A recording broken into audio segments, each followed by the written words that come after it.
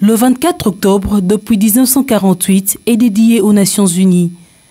Une célébration qui offre l'occasion aux membres des Nations Unies de mener des activités visant à rappeler les idéaux des Nations Unies et de parler du système de cette organisation. En RDC, cette journée a vécu.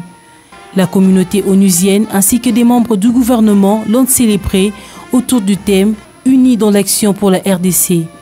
En RDC, les relations avec les Nations Unies datent des premières heures de son indépendance et ont enduré toutes les épreuves.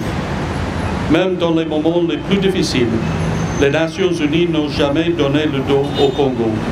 Le gouvernement congolais a pour sa part salué le travail abattu par les Nations Unies en République démocratique du Congo, notamment pour le rétablissement de la paix.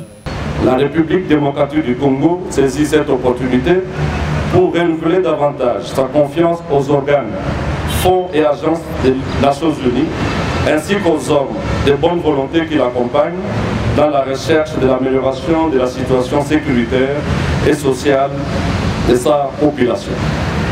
Elle réaffirme son engagement aux idéaux contenus dans la Charte des Nations Unies, fil conducteur de notre noble institution. Autre temps fort de cette célébration, c'est la visite des écoles.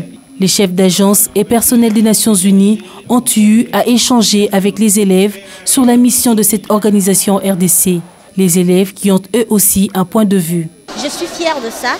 Je suis fière des Nations Unies pour ce qu'ils sont en train de faire pour notre pays, en même temps que pour tous les pays, tous les autres pays qui sont démunis, qui sont dans des situations difficiles, dans des crises et tout. Je suis quand même fière d'eux parce qu'ils viennent à notre aide. Personnellement, ce n'est pas vraiment à 100%.